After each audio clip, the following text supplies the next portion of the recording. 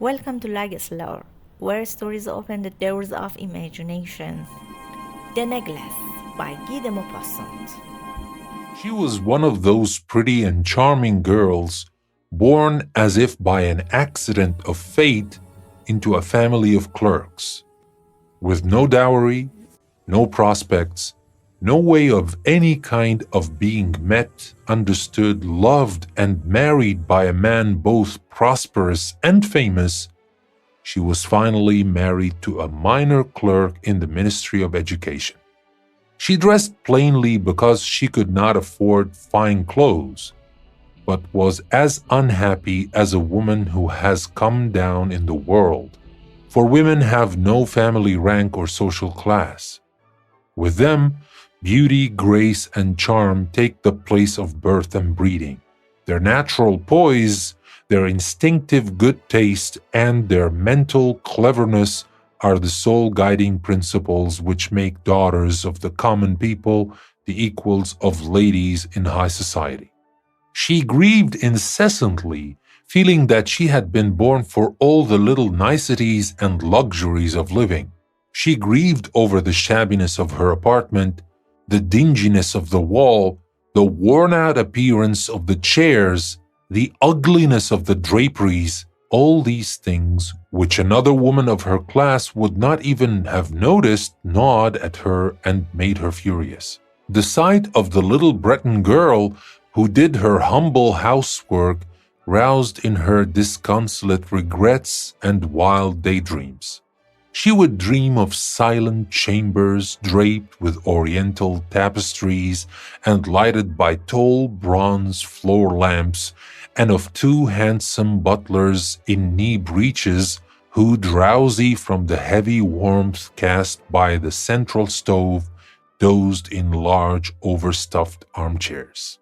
She would dream of great reception halls hung with old silks, of fine furniture filled with priceless curios, and of small, stylish, scented sitting rooms just right for the 4 o'clock chat with intimate friends, with distinguished and sought-after men whose attention every woman envies and longs to attract. When dining at the round table covered for the third day with the same cloth opposite her husband, who would raise the cover of the soup tureen, declaring delightedly, "Ah, a good stew. There's nothing I like better." She would dream of fashionable dinner parties, of gleaming silverware, of tapestries making the walls alive with characters out of history and strange birds in a fairyland forest. She would dream of delicious dishes served on wonderful china, of gallant compliments whispered and listened to with a sphinx-like smile as one eats the rosy flesh of a trout or nibbles at the wings of a grouse. She had no evening clothes, no jewels, nothing. But those were the things she wanted. She felt that was the kind of life for her. She so much longed to please, be envied, be fascinating. She had a well-to-do friend, a classmate of convent school days whom she would no longer go to see, simply because she would feel so distressed on returning home. And she would weep for days on end from vexation, regret, despair, and anguish. Then one evening, her husband came home proudly, holding out a large envelope. "Look," he said, "I've got something for you." She excitedly tore open the envelope and pulled out a printed card bearing these words: "The Minister of Education and Madame Georges Ramponneau begged Monsieur and Madame Loisel to do them the honor of attending an evening reception at the ministerial mansion on Friday, January the 18th. Instead of being delighted, as her husband had hoped, she scornfully tossed the invitation on the table, murmuring, "What good is that to me?" She didn't seem to like this invitation, although from the beginning of the story until now, we have learned that she likes this kind of life. So what's the matter? And these were exactly her husband's thoughts. "But my dear, I thought you'd be thrilled to death. You never get a chance to go out. And this is a real affair, a wonderful one. I had an awful time getting a card. Everybody wants one. It's much sought after, and not many clerks have a chance at one. You'll see all the most important people there." She gave him an irritated glance and burst out impatiently, "What do you think I have to go in?" He hadn't given that a thought. He stammered, "Why, the dress you wear when we go to the theater, that looks quite nice, I think." He stopped talking, dazed and distracted, to see his wife burst out weeping. Two large tears slowly rolled from the corners of her eyes to the corners of her mouth.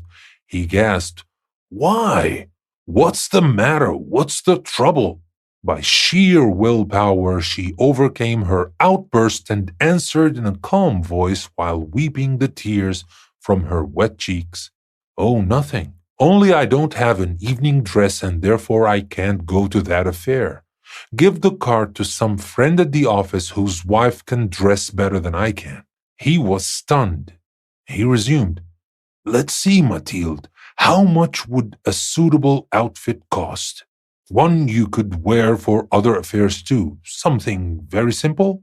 She thought it over for several seconds, going over her allowance and thinking also of the amount she could ask for without bringing an immediate refusal and an exclamation of dismay from the thrifty clerk.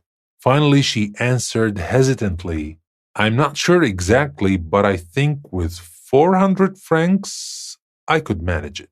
He turned a bit pale, for he had set aside just that amount to buy a rifle, so that the following summer he could join some friends who were getting up a group to shoot larks on the plain near Nanterre. However, he said, "All right, I'll give you 400 francs, but try to get a nice dress." As the day of the party approached, Madame Loisel seemed sad, moody, and ill at ease. Her outfit was ready, however. Her husband said to her one evening, "What's the matter? You've been all out of sorts for 3 days." And she answered, "It's embarrassing not to have a jewel or a gem.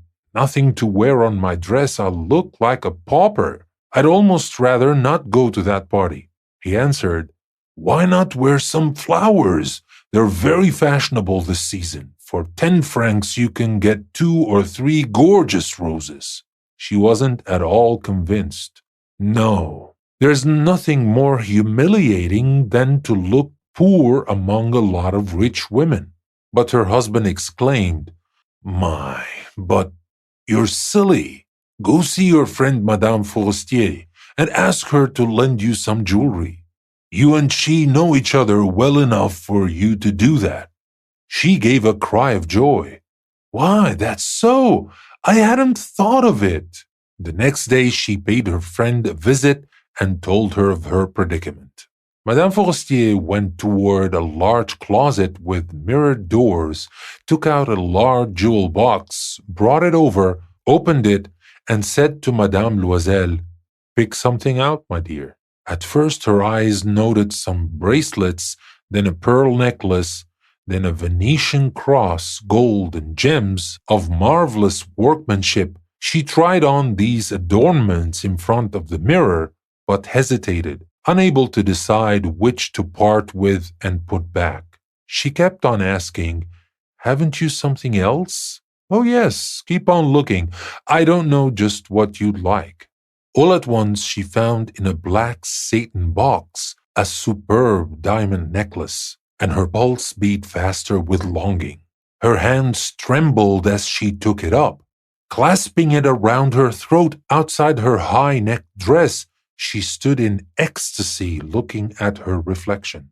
Then she asked hesitantly, pleading, "Could I borrow that? Just that and nothing else." "Of course." She threw her arms around her friend, kissed her warmly, and fled with her treasure.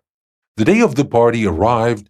Madame Loisel was a sensation. She was the prettiest one there, fashionable, gracious, smiling, and wild with joy.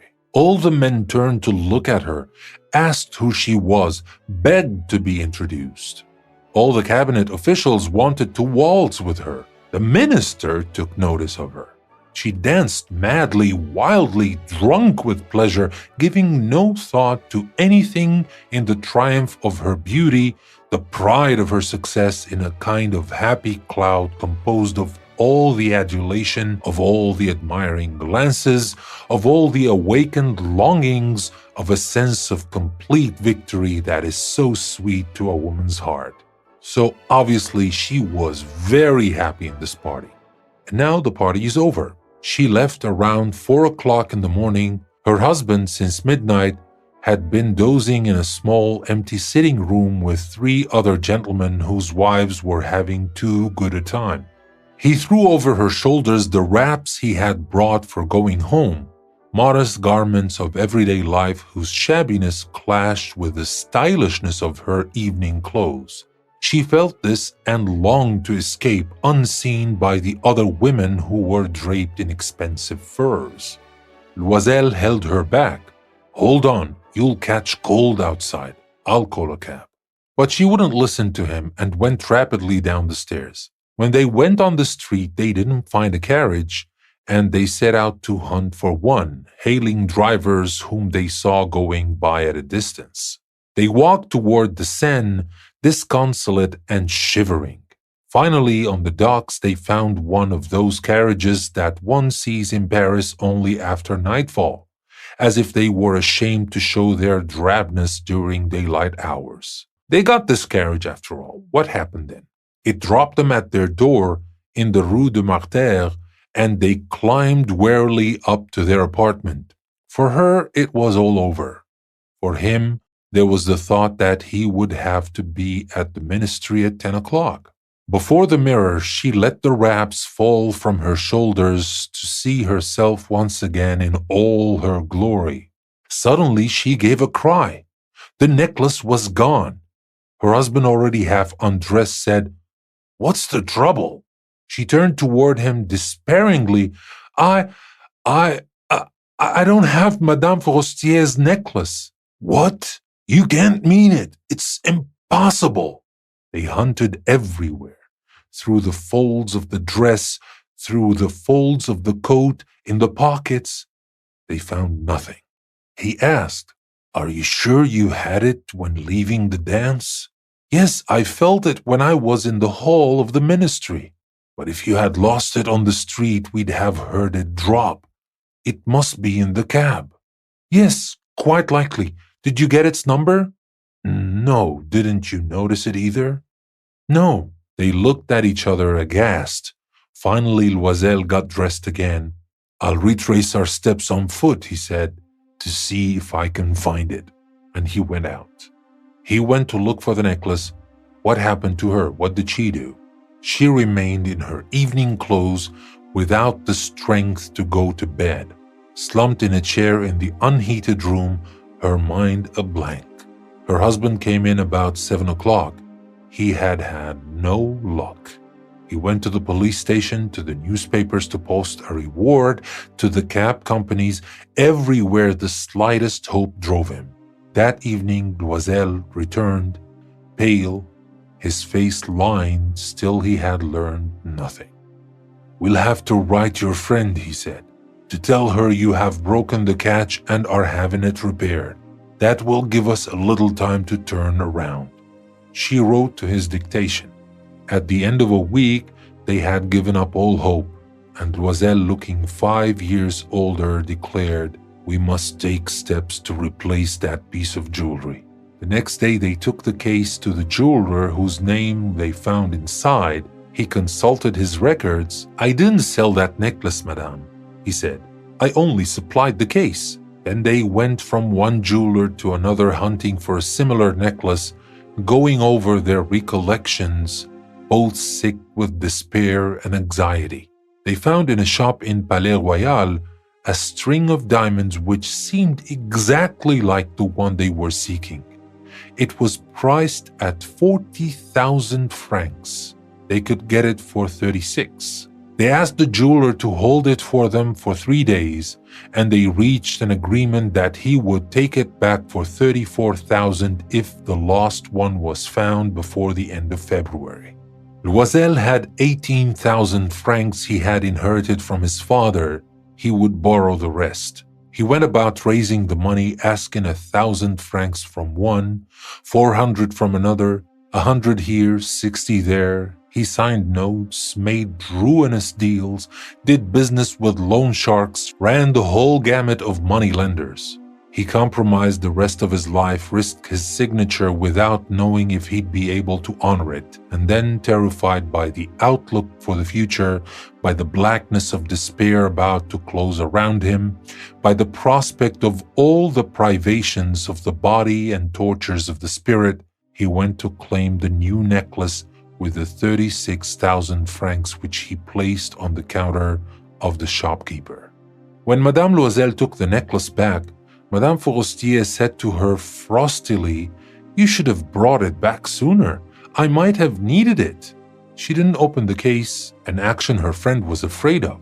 If she had noticed the substitution, what would she have thought? What would she have said? Would she have thought her a thief? Madame Loisel experienced the horrible life the needy live. She played her part, however, with sudden heroism. That faithful debt had to be paid.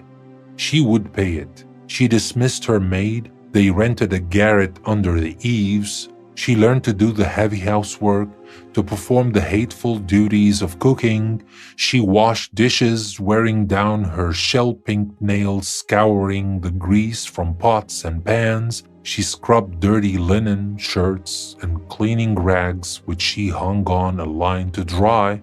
She took the garbage down to the street each morning and brought up water, stopping on each landing to get her breath, and clad like a peasant woman, basket on arm, guarding sou by sou her scanty allowance. She bargained with the fruit dealers, the grocer, the butcher, and was insulted by them.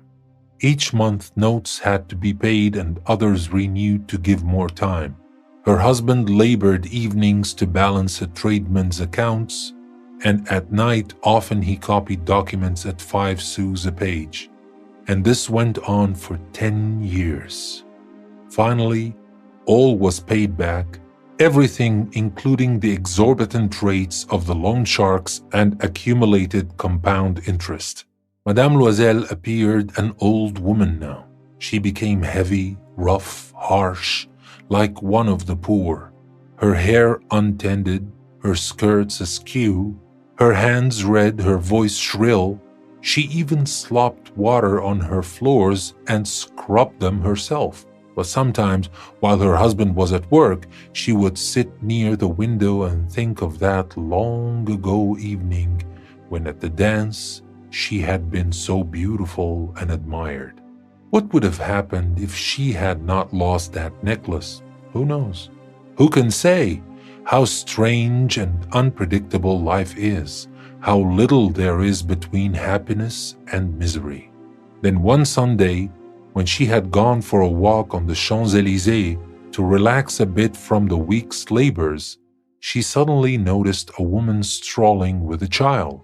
It was Madame Forestier, still young-looking, still beautiful, still charming. Madame Loisel felt a rush of emotion. Should she speak to her?